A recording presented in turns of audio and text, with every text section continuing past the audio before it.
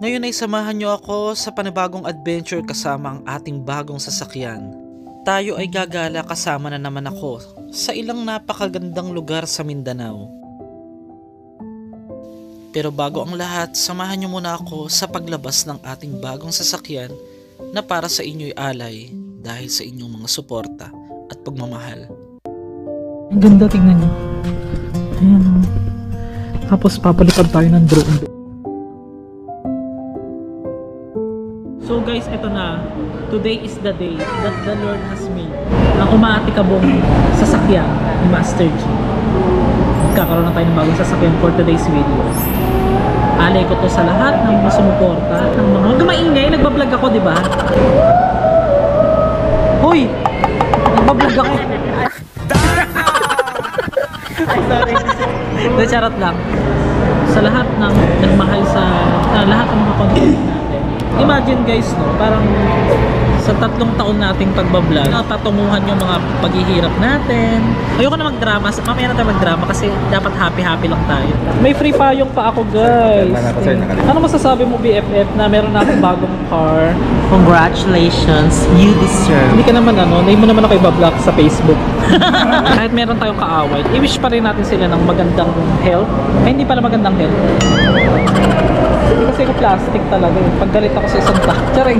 Wala akong kamalay-malay na nandun lang pala sa gilid yung bago nating sasakyan. Sobrang excited ko ng araw na ito. Ganun pala guys, pag first time, parang hindi mo siya ma-imagine. Para bang nasa isip ko motor lang. Kasi ilang motor na yung nailabas ko, diba? Ito yung magpapatunay guys na lahat tayo, meron tayong karapatan na mangarap. Ito, patutunayan ng video na to guys. Especially, sa shoutout natin ng mga tao sa likod nito. Cover ko po yung susi, sir. Hindi pa rin ako makapaniwala.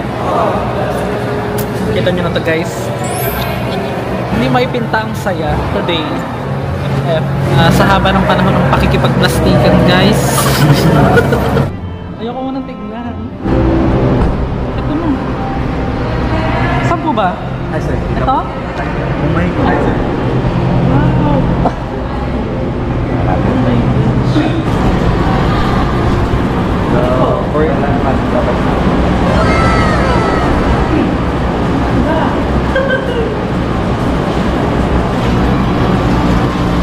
Naano na yan, sir? Apo. This way, sir. Huwag mo muna. Oh, BFF di ba? Nagbunga ang lahat. Ito na, ang ganda niya, guys. Guys. Alin po? Paano? OMG, ang ganda. Ayan na. Hoy, bawal mo na i-post ha. Bawal mo na i-post. Kasi upload ko sa page sa YouTube. OMG.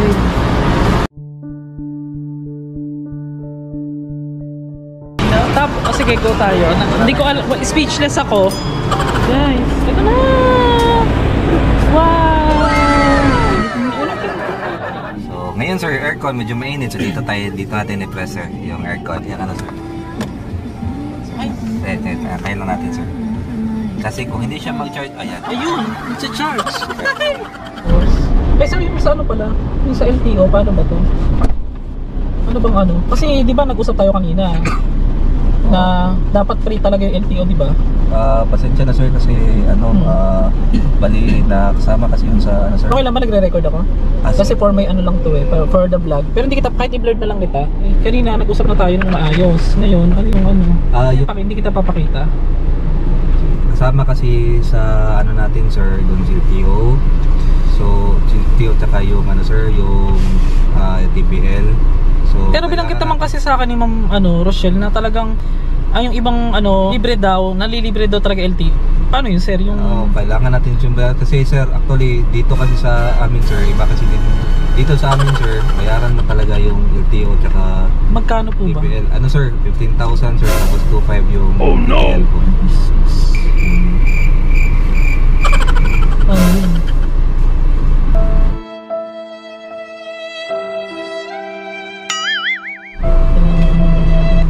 Hindi na to pwedeng i-cancel? Kasi na-activate na. Ano na kasi to sir, na purchase na to sir. Kumbaga, Na-activate na no, yung kanina. Na-high blood ako BFF. Anong gagawin dito? Pasensya talaga Kasi sir. ang ganda ng usapan natin sir kanina. Oo nga eh, pasensya talaga sir kasi nung time kasi na nag-message si Ma'am ano, ang send sa akin yung ano. Although, Ayoko naman masira yung moment ko baka. Ano yun? Oh no! Magkano abutin? ano sir, 10,500 sir. Nakasing time. Wala lang time mag-prank guys. It's a prank BFF. Wala lang time eh. Gusto ko pa sana i-prank to eh. Hindi, sir, ano lang, sinagot na niya yung sa ano natin, yung sa LTO. Thank you so much, Yes, sir. sir. Sa, Thank you. sa ano pa ba yun sir? Sa LTO, TPL. Oh, so TPL. wala tayong totally ilalabas dito. So, yun lang. And then, lagyan natin yung number ni Rod of Rod, sa Davao City Yes, dito. Davao. So yan, isa po siya sa naging ano, part ng history of my life. History of my life na nagkaroon tayo ngayon ng bagong sasakyan dahil po sa lahat ng mga pinaghirapan din natin at saka yung mga work hard natin talaga. So yan, thank you Sir Rod. Yes, welcome sir. I just want to say thank you din po sa RCBC. Nandiyan sa details sa ibaba, lalagay ko kay Sir Rod tsaka kay Ma'am Rochelle sa RCBC. Salamat po. At syempre, yung mga kapatid ko din na nag-ano sa akin, i-push ako sa pagbili talaga ng sasakyan dahil lagi tayong nagkakasakit guys, lagi tayong nauulanan. Kaya napakalaking bagay talaga yung meron kang sasakyan at ito na yung nakikita natin yung pinaghihirapan natin guys. Tsaka syempre, lahat po kayo ng mga sumuporta, mga masugid na taga-subaybay sa akin from the start 3 years ago ay eto na, this is it. Natuloy din, meron na tayong sasakyan guys. Congratulations So sir. yun, thank you Ford. And ano, Ford baka naman. Charot. Meron pa akong answer eh. Mayroon pa akong bigay ng mga Ano pa? Yung payong sir. Yung payong. At saka yung ano, yung tint no, mahal yung tint nito no. Actually sir, Tsaka 20,000 ito sir, Oo. BT40. Nasa 20,000 to. Opo. Yung pagpapaceramic nito no. Opo, 15,000 ito, Aabot sir. din ng 15,000 oh, 'di ba guys? Talagang so yung manager diyan promote nyo to. Charot. So far sir, okay na lahat. Yun. Na-demo ko po. Bale, ano sir, kung may mga kailangan ka sir, may mga concern ka sir, Oo. tawagan nyo lang po ako sir anytime po. Sure, thank you so much. I-release na natin yung sasakyan today. Papakita ko lang sa inyo kung gaano siya kaganda. Meet Dion Ray. Ang pangalan niya.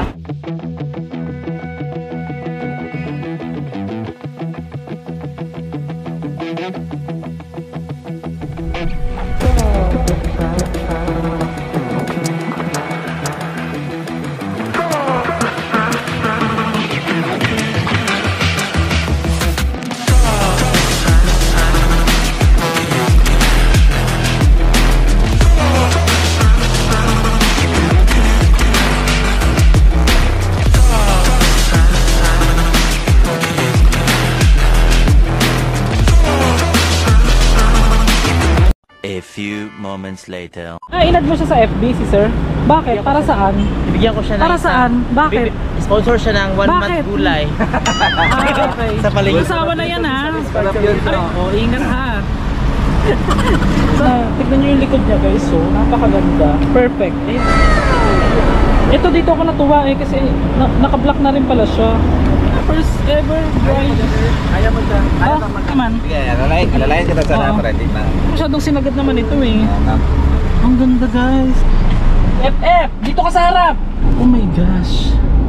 So ito hindi kami natuloy kahapon guys. Pero ngayon papunta na kami sa isang pinakasikat po na ilog o lawa sa Mindanao. Papakita ko po sa inyo kung gaano po kaganda. Gusto ko kasing isama ka kayo sa first joyride natin, which is hindi pa ako masyadong sanay pero may lisensya po ako. Baka sabihin ng iba dyan eh, Master G baka wala ka bang lisensya, ganyan-ganyan. Dito po sa, ano mo, tumingin ka naman sa camera, charot. Inaway yun, no? Gamit itong ating bagong sasakyan. Syempre hindi lang naman mga sementeryo yung gala natin ngayon, mga master. Kasama ko yung aking mga BFF. Batiin yung mga subscriber natin. Hi guys! Welcome back to my vlog. Mga plastic nyo talaga. Charot. Hindi na napupuno ng negativity yung puso ko, yung life natin dahil po sa suporta ninyo sa masugid yung pagsubaybay kay Master G sa loob ng 3 taon. Lawa siya. Ano na ako guys nakukuha ko na yung accent ng Davao eh. Pero Bulakenyo po talaga ako in my heart. And Bulakenyo and Davaoenyo with the heart. Ang ating pupuntahan ngayon gamit yung ating bagong Ford Ranger. Shout out and thank you po again. Syempre unang-una yung pag-encourage ng mga kapatid ko, si Ethan, si Daniel, si Leia at yung mother ko wala pang alam ngayon na in-upload ko ito. Thank you sa pagmamahal ng family.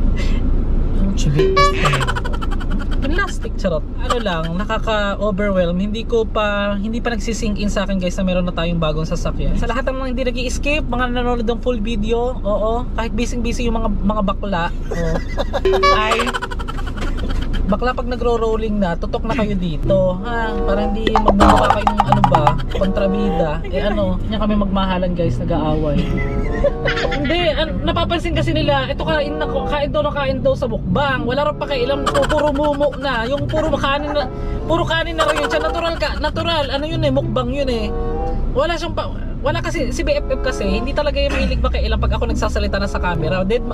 Kung ano siya sa personal, ganun din yan. Kaya kasi tinuturuan ko na sila na next time, pag naka-on na, naka-ano na yung camera, tingin lang sila sa lens. Para hindi yung busy-busyhan, walang pakailam. Hindi, charot lang guys. Papakilala ko pala sa inyo yung ating sinasakyan ngayon na si Bjorn Ray or Bjorn Ray. Ang spelling niya nandiyan sa screen, medyo mahirap Si Bjorn, idol ko po kasi yung ABBA, yung alam niyo yung ABBA na na banda. Yung isang lalaki doon na magaling magpiano, si Bjorn. Kasi nagustuhan ko yung pangalan niya din, doon ko nakuha yung idea. Tapos yung Ray naman is my first kasama po siya sa aking first team sa RJ. So, yan. Ito na, excited. Ano naman, si Cillian?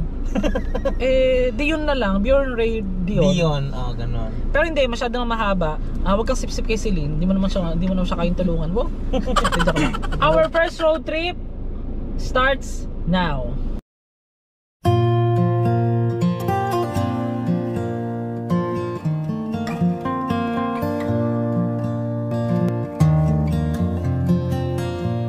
So magmula dito sa ating car. Wow, ating car. OMG. Car ko na ba yan? Hindi pa nagsising-in sa akin eh. Ayun no. Ano kasi guys, medyo naalikabukan na siya agad. So yan, sa gilid ng kabundukan nga na to. Ito, pakita ko. Ito yung ilog na never doubt itong luminaw. Oo, never siya naging malinaw mga master. Ito siya, yan. Kulay puting ilog. Puti siya eh. Kasi nga nagbunga yan ang resulta ng mining. Oo. So hanggang dun yan eh.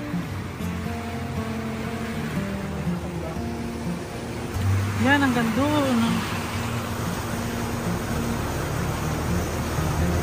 So makapansin-pansin mga master na nakikita niyo yung mga buhangin na puti or mga putik, hindi po. Ganyan po talaga yan since. Lalo na po nung nasimulan po yung mining. Kasi dito po sa pinaka-sentro ng Mindanao, ng Davao de Oro, yung pinaka-sentro ng mining guys. So yan, nakita ninyo. Puti yung ilog na to. Yan. So dyan sa ibabaw ng bundok. Puti talaga siya.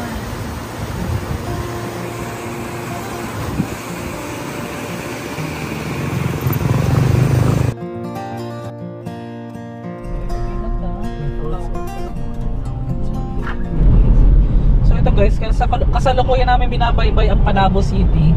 Wala pa akong 1 week natuto. Tinuruan ako ni Dean, kapatid ko. Kasi hindi naman sa pag-ano guys, 20 years na kasi ako nagda-drive din ng mga motor. Kaya hindi ganun kahirapan ako nag-adjust sa kalsada. Yung ang point ko na lang dito, yung pagtatansya yun ang unang-una mong pag-aaralan.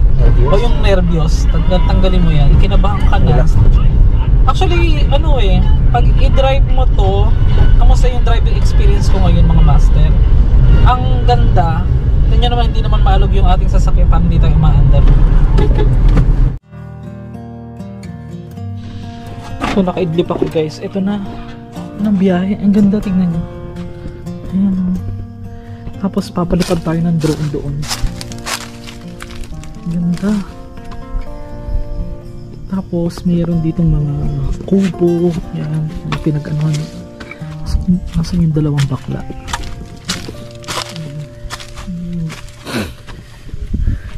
Ang ganda ng dito. Nasaan na kaya yung dalawa? Nakaidlip kasi ko guys.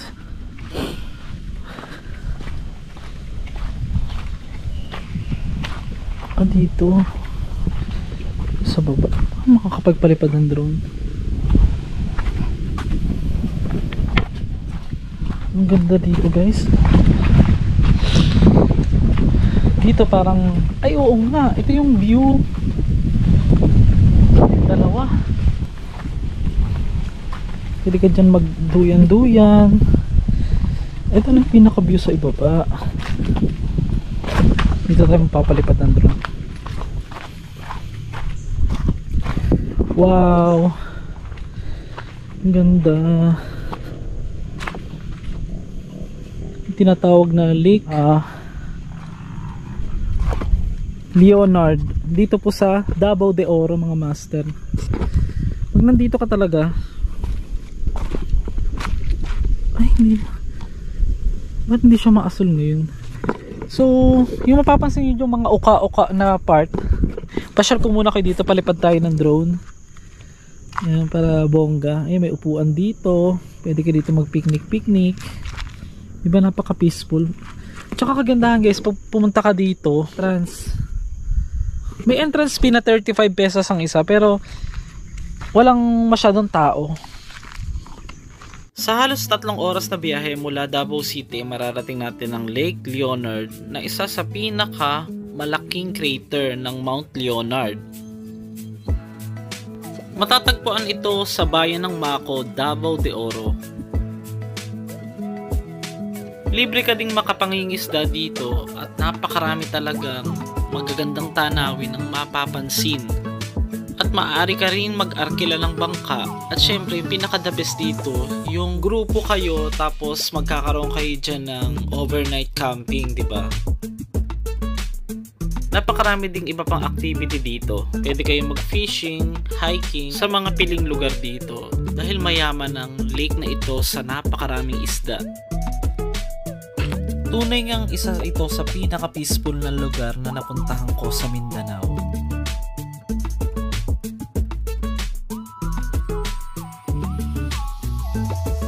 Hanggang sa muli ay maraming salamat sa pagsama sa akin. Sa susunod na travel natin ay iba't ibang parte naman ng isla ng Mindanao at ang napakasaya na mga travel na kasama nyo ako at makakasama ko nga kayo sa susunod na mga kabanata.